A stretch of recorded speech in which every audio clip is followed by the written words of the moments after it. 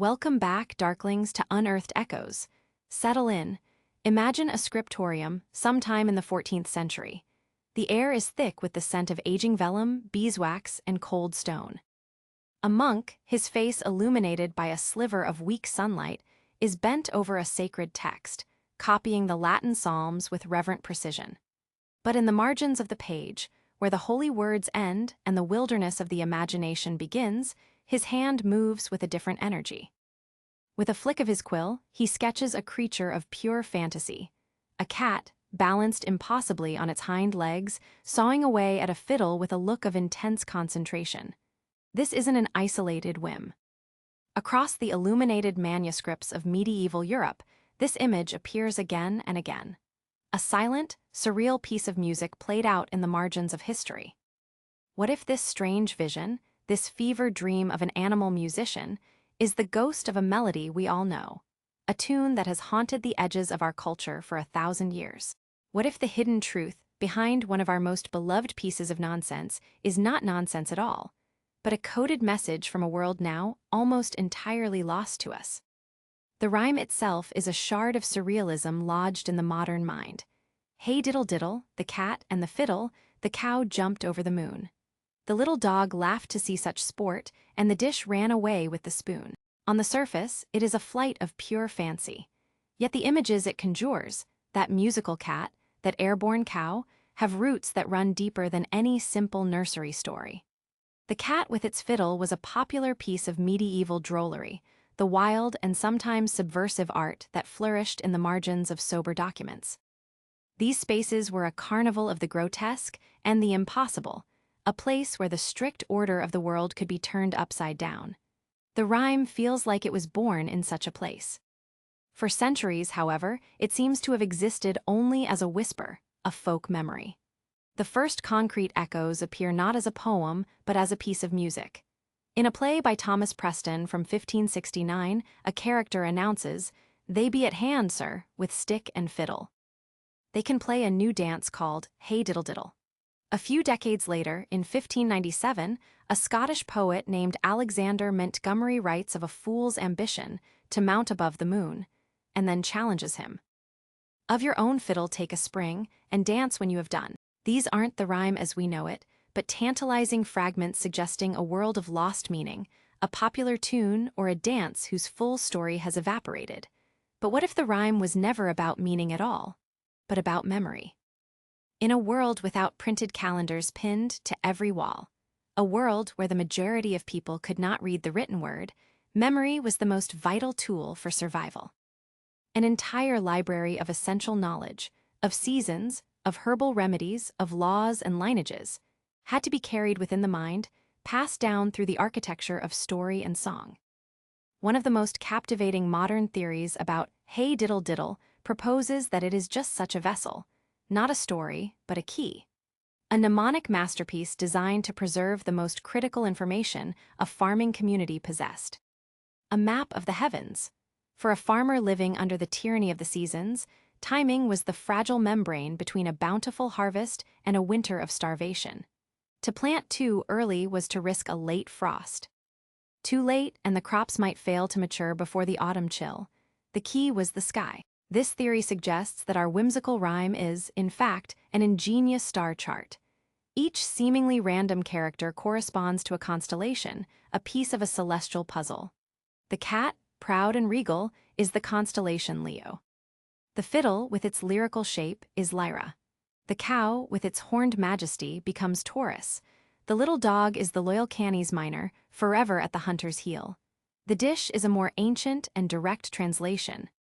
The constellation crater, which has been seen as a cup or bowl since antiquity. And the spoon is the most famous asterism of all, the Big Dipper, part of the Great Bear, Ursa Major. The rhyme, according to this reading, becomes a set of instructions. Once a year, in the northern hemisphere, there comes a specific time in the spring when all of these celestial players gather near the moon in the night sky. For the farmer, this cosmic alignment was the celestial starting gun, an unmistakable sign that the soil was ready, that the danger had passed, and that the time had come to sow the seeds. It is a brilliant hypothesis. reminiscent of other forms of folk astronomy that weave practical wisdom into memorable verse. In an age where skills and calendar dates were passed orally from one generation to the next, the rhyme's catchy rhythm and surreal imagery would have made it the perfect vehicle, planting a map of the stars deep within the public consciousness. While this reading is a recent and clever reconstruction, it speaks to a profound human truth. Our ancestors looked to the heavens not just with wonder, but with desperate, practical need. While the stars offer a map of practical wisdom, another map leads us from the fields and into the treacherous halls of the Tudor court. From the clear, cold light of the stars, we descend into a world of shadow, smoke, and whispered secrets. We leave the farmer's field for the royal bedchamber, where the fate of a nation was decided by passion and paranoia. Here, another theory takes root, one that sees our rhyme not as an almanac, but as a bitter piece of political satire, a coded lament for a queen betrayed. To unlock this interpretation, we must first consider a curious word choice: diddle. While it can mean to play or dawdle, its more sinister definition is to cheat, to swindle, to deprive someone of what is rightfully theirs. It is this venomous little word that points us toward the tragic figure of Catherine of Aragon, the first, and for 2 decades, the devoutly beloved wife of King Henry VIII. Their story is one of the great tragedies of English history. For 23 years, Catherine was Queen of England. She was pious, noble, and deeply loved by the people, but she committed one unforgivable sin in the eyes of her husband. After a succession of heartbreaking stillbirths and infant deaths, she failed to give him a son and heir. When the young, captivating Anne Boleyn arrived at court and refused the king her bed until she had his crown, Henry's obsession ignited a fire that would reforge a nation. He sought an annulment, claiming his marriage to Catherine, his brother's widow, was cursed by God.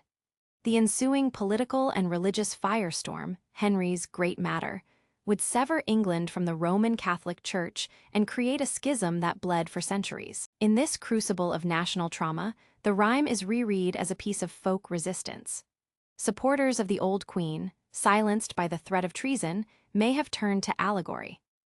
The cat and the fiddle, the theory goes, is a simple English corruption of a name the people gave her: Catherine la Fidèle, or Catherine the Faithful.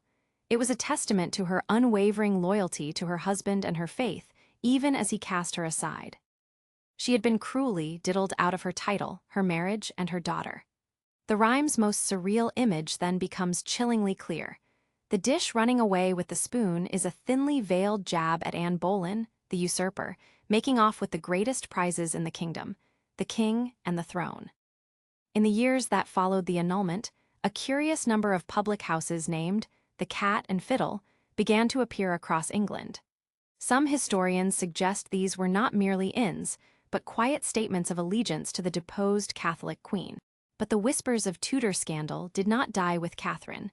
They echoed decades later in the court of Henry's formidable daughter, Elizabeth. The Tudor court was a glittering labyrinth of ambition and peril, and the shadows it cast were long. While Catherine of Aragon's tragedy defined the reign of the father, the court of his daughter, Queen Elizabeth I, was a stage for its own heartbreaking dramas. Here, too, interpreters have found a home for our enigmatic rhyme. In this reading, the central feline figure is none other than the Virgin Queen herself. Elizabeth was often called the cat by her ministers, a nod to her cunning, her political agility, and her habit of toying with those who sought her favor. The little dog who laughs at the sport could then be her lifelong favorite, Robert Dudley, the Earl of Leicester, a man she affectionately called her lapdog, and kept forever dancing on the edge of a marriage proposal. But it is the final line that unlocks the most poignant and specific theory from this era. Behind the grandeur of the Elizabethan court, a forbidden love story was unfolding that would end in ruin. The protagonists were Lady Catherine Grey, sister of the tragic 9 Days Queen, Lady Jane Grey, and Edward Seymour, the Earl of Hertford. As a granddaughter of Henry VII's sister, Catherine had a dangerously strong claim to the throne, a fact that made the unmarried Elizabeth watch her every move with suspicion. To marry without the monarch's consent was a catastrophic risk, yet in 1560, while the Queen was away hunting, they did just that.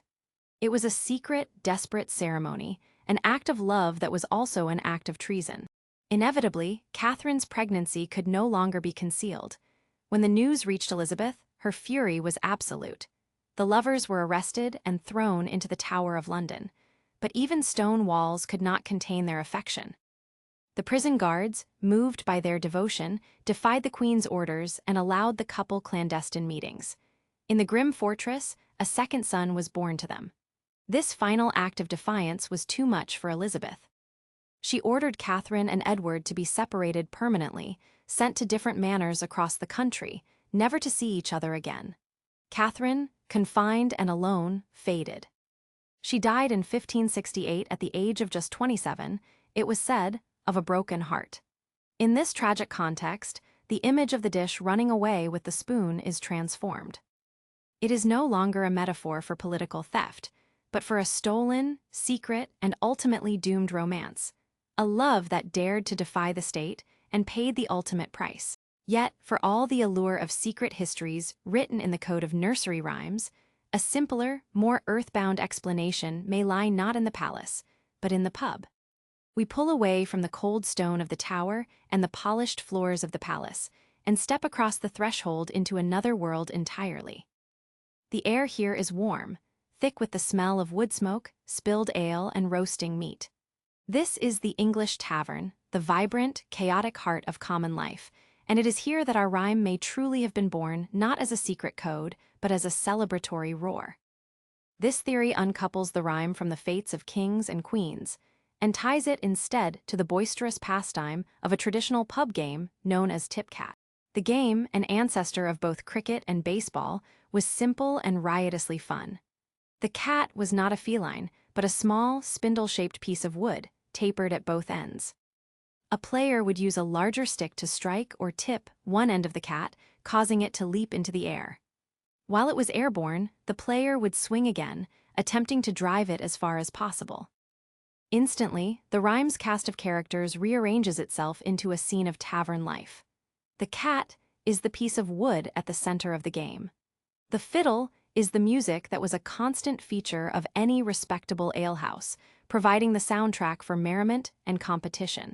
The word diddle sheds its sinister connotations and returns to its more innocent meaning: to pass time aimlessly, to play. The little dog laughed to see such sport becomes a literal image of the cheerful chaos of the game, a moment of pure, unadulterated fun. Even the cow's impossible leap finds a home here, perhaps as a wild, poetic exaggeration for a particularly impressive shot. A cat hit so high it seemed destined for the moon. Or, in some versions of the game which involved running around circular bases, it could describe a player leaping triumphantly over a marker. And what of the absconding cutlery? The dish and spoon are simply the players themselves, so engrossed in the thrill of the contest that they lose all track of time, missing their chance to eat before the innkeeper clears the table. This interpretation gives the rhyme a robust, earthy energy, rooting it not in the anxieties of the powerful, but in the simple, enduring pleasures of the common folk. From star charts to state secrets to tavern games, we have chased the rhyme's meaning across the centuries. But what if, in the end, we are chasing a ghost? We have followed the echoes of a fiddling cat into the highest reaches of the cosmos and the darkest chambers of the human heart. We have seen the rhyme as a farmer's guide, a queen's eulogy, a lover's tragedy, and a tavern's song. There is even one last, humble theory, that the rhyme is nothing more than a simple inventory of a poor household's most essential possessions. A cat to keep the vermin at bay, a cow for milk, a dog for protection, a dish and spoon for sustenance, and a fiddle for the small comfort of music in the dark. Each of these theories holds its own particular magic, its own seductive logic. And yet, the truth may be that they are all ghosts. We are trying to pin a single identity onto a creature of pure mist and moonlight. The conclusion reached by most folklorists and historians, after centuries of searching, is at once the simplest and the most profound. Hey Diddle Diddle is, and has likely always been, a masterpiece of sublime nonsense. It is not a code to be broken, but a spell to be enjoyed. Its genius lies not in a hidden meaning, but in its absolute refusal to mean anything at all. In this, it becomes a kind of cultural mirror. The rhyme is a vessel of perfect, resonant absurdity, a meaning magnet onto which every generation has projected its own fascinations, its own secrets, and its own sorrows. We see constellations in it because we seek order in the heavens. We see Tudor conspiracies because the drama of that era still haunts the English imagination. Perhaps the true function of such rhymes is not to conceal a truth, but to liberate the mind from the tyranny of the logical. They are a reminder that the world is stranger, more playful, and more mysterious than our sober moments allow. The cow jumps over the moon not for any reason, but for the sheer, glorious impossibility of it. And in that impossibility, we find a unique and timeless delight. The answer to the riddle, in the end, is the riddle itself. What do you believe, Darklings? Is there a lost history buried in these lines, or is it a beautiful tapestry of sound and whimsy? Leave your thoughts in the shadows below. Thank you for walking with us through these forgotten corridors of history. Your curiosity is the lantern that lights our way. Until we meet again, keep questioning, keep exploring, and never lose your wonder. Join us next time as we follow the haunting melody that lured away the children in our exploration of Jack and Jill nursery rhyme.